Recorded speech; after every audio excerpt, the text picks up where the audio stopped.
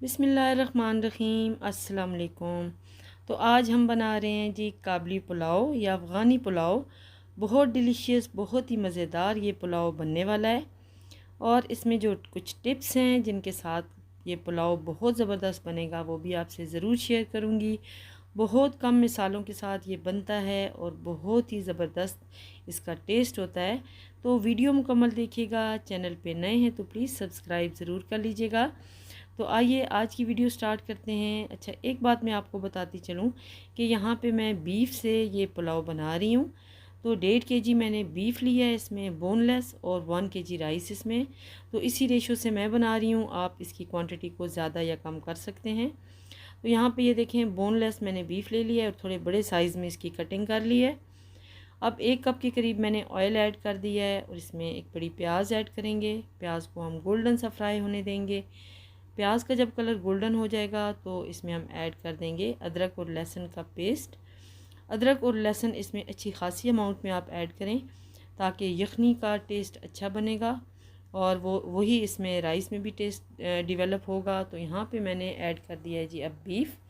इसकी थोड़ी सी भुनाई करेंगे। इसमें 1 टेबलस्पून भर के मैंने नमक ऐड कर दिया है गोश्त के हिसाब से यखनी रेडी करने के लिए। अब ये देखें, इसका कलर आलमोस्ट चेंज हो चुका है। 5 मिनट की भुनाई के बाद इसमें 1.5 लीटर मैंने पानी ऐड किया है और 1 टेबलस्पून इसमें काली मिर्च मैंने पाउडर फॉर्म में ऐड की है।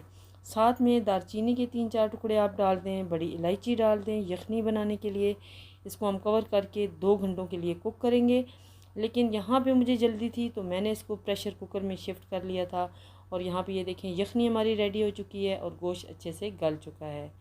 अब यहाँ पे गोश्त को हम कर लेंगे अलग और 10 मिनट के लिए छोड़ देंगे खुले बर्तन में ताकि वो ठंडा हो जाए। और फिर जो है ना, बोटियों को हम अच्छे से फ्राई कर लेंगे ताकि उनके ऊपर अच्छे से गोल्डन कलर आ जाए। इसे मज़ीद कुक नहीं करेंगे, बस अब इसको हम निकाल लेंगे ऑयल से।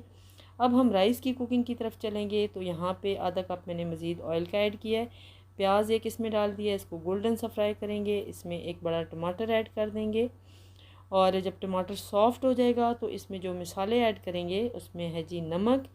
चावलों के हिसाब से तकरीबन 1.5 चम्मच मैंने ऐड किया है और 4 से 5 अदद हरी इलायचियों का पाउडर ऐड किया है और साथ में आधा चम्मच मैंने गरम मसाला ऐड किया है। बस ये थोड़े से मसाले हैं और ये ऐड करने के बाद हम इसे अच्छे से कुक करेंगे। जब ऑयल अलग हो जाएगा तो इसमें हम यखनी ऐड कर देंगे। यहाँ पे 4 ग्लास मेरे पास राइस के थे जिन्हें मैंने आधे घंटे के लिए भिगो दिया है। तो मैंने 7 ग्लास जो है ना इसमें यखनी के ऐड किए हैं। यखनी मेरे पास कम थी तो इसमें 1 ग्लास मैंने पानी का ऐड कर दिया था। नमक यहाँ पे मैंने चेक किया है तो आधा चम्मच मैंने मज़ीद इसमें नमक ऐड किया है, बाकी कोई स्पाइसेस इसमें ऐड नहीं की। राइस डालने के बाद 10 मिनट के लिए इसे हम कुक करेंगे हाई फ्लेम पे। पानी जब इसमें से ड्राई हो जाएगा तो दम लगा देंगे। लेकिन दम लगाने से पहले हम ब्लैक किशमिश और इसके साथ बादाम और गाजर जो है जूलियन कट करके इनको 5 मिनट के लिए फ्राई करेंगे। 3 से 4 चम्मच मैंने इसमें चीनी ऐड कर दी है। जब चीनी कैरमलाइज़ हो जाएगी तो यहाँ पे जो है ना साथ ही हम दम लगा देंगे। राइस का पानी ड्राई हो चुका है, थोड़ा थोड़ा मॉइस्चर है। बस इसमें अभी आप बीफ ऐड कर दें जिन्हें हमने फ्राई करके अलग करके रख लिया था और साथ में गाजर और किशमिश बादाम वगैरह ऐड कर दें, वो भी रेडी हो चुके हैं। तो बस अब इसे 10 मिनट के लिए मज़ीद दम लगा देंगे और फिर हम सर्व करेंगे। तो ये मज़ेदार सा हमारा काबली पुलाव या बीफ पुलाव बहुत ज़बरदस्त बना था। आप ज़रूर इस रेसिपी को ट्राई कीजिएगा, अपना फ़ीडबैक ज़रूर दीजिएगा। उम्मीद करती हूँ कि आज की ये वीडियो आपको अच्छी लगेगी। दुआओं में याद रखिएगा। अल्लाह हाफ़िज़।